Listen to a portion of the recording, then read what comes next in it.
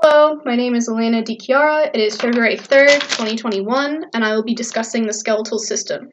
The skeletal system consists of bones and connective tissue like the periosteum, which surrounds bone, as well as cartilage, connective tissue like ligaments and tendons.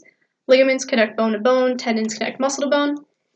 And then in terms of when we're talking about the skeletal system, we can separate it into the axial skeleton and the appendicular skeleton. The axial skeleton consists of the skull, the vertebrae, and the rib cage, and the appendicular skeleton consists of our limbs and the girdles that connect these limbs to the axial skeleton. So let's get into the bones. So on the skull, we have the frontal bone, the nasal bones, the vomer. We can't really see it, but there's the inferior nasal concha kind of behind here. The maxilla. Behind here is the palatine bone. And then we have the mandible. We have the zygomatic bone. We have the lacrimal on the medial part of the eye socket. On the lateral part, we have the ethmoid, and we can start to see the sphenoid here. When we turn it, again, we have the sphenoid in that area, and then the zygomatic leads into the temporal. There's the parietal bone, and there's the occipital bone. And then around here, kind of under the jaw, would be the hyoid bone. In terms of shape or type of bone, what's interesting is the skull has a couple pneumatic bones, and that's bones with air pockets just because the skull is heavy and the air pockets lighten it up a little bit. So the pneumatic bones include the ethmoid, the sphenoid, the frontal, and the temporal. And then the rest of the skull bones can be divided into flat bones and irregular bones. So the flat bones include the frontal, the parietal, the occipital, as well as the vomer and the lacrimal bones. And irregular covers all of the rest. Okay, so from the skull, we get into the vertebrae.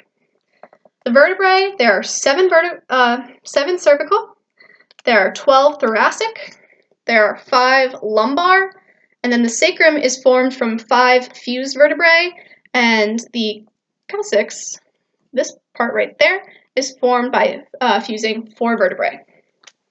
The vertebrae are all irregularly shaped bones, irregular bones.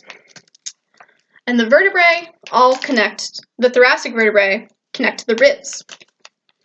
The ribs are all flat bones, and there are 12 ribs in total, but they can be divided into the first 7 ribs, 1 through 2, 3, 4, 5, 6, 7.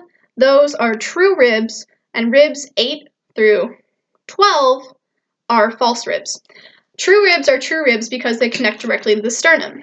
False ribs are false ribs because they either indirectly connect or don't connect at all. So we can see 11 and 12 are floating ribs. They are false ribs that do not connect to the sternum at all, while ribs 8 through 10 connect through cartilage indirectly to the sternum.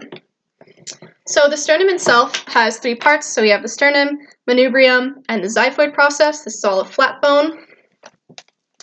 And then to go from the rib cage to our upper limbs, we have the clavicle, which is a long bone, which leads to the scapula, which is a flat bone, and then that goes to the humerus, a long bone, and then we have the, let me try and give you a better view. We have the ulna and the radius. So from there, we also have the carpals. And the carpals are the scaphoid, lunate, triquetrium, pisiform, trapezium, trapezoid, capitate, hamate. Those are the carpals. They're the wrist bones colloquially, and they're short bones. And then from there, we get into the metacarpals. So that's 1, 2, 3, 4, 5. So first metacarpal, second, third, fourth, fifth. Because this is the first digit, second digit, third digit, fourth digit, fifth digit. And then these up here are the phalanges. What's interesting is the thumb, the first digit only has 2, and then the rest, 2 through 5, have 3 parts to it.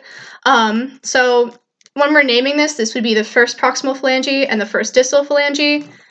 First proximal, or second proximal, second intermediate, second distal. Third proximal, third distal, third intermediate, third distal, and so on and so forth. And the phalanges themselves are long bones. So, if we're going to go back down the vertebrae, we get to the pelvis. And the pelvis is composed of 3 flat bones, and that is the ilium, the pubis, and the ischium. And then from there, we get into the femur, which is a long bone.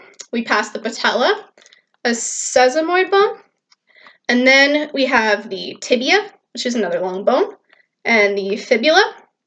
And then we pass again into tarsals, colloquially the ankle, short bones.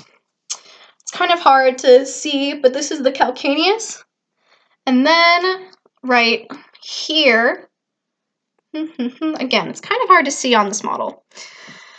We have the talus, and then on the ankle itself, so laterally we have the cuboid over here, and then we have the 3 cuneiforms, so lateral, medial, or lateral, intermediate, and medial. I keep forgetting intermediate today. Those are the 3 cuneiforms, and then right below those we have the navicular bone. Okay, and I think that covers the tarsals. Then we have the same naming system that we did for the phalanges on the hand. These are, well, first we have the metatarsals, so metatarsals 1, 2, 3, 4, and 5. And then we have the phalanges, and again we have the same system. The same thing too, that the first digit only has 2 phalanges, so we have the proximal and the distal, and 2 through 5 have 3 parts, so we have proximal, intermediate, distal. And that covers the bones. Oh, and again, the tarsals, short bones, phalanges, metatarsals, I think I didn't mention this before, metacarpals are long bones. So I'm going to put my friend down here. That covers the bones. I do want to mention the clinical application of the skeletal system, and that would be fractures. A fracture is a discontinuity, a break in continuity of the bone. And there are many types of fractures. It depends on the location, the soft tissue involvement, whether it's open or closed, the fracture pattern. It also includes whether there's dislocation or not. There are so many different types of fractures, and there are also different ways to treat it. You can treat it surgically, or you can treat it in a more conservative, non-surgical method.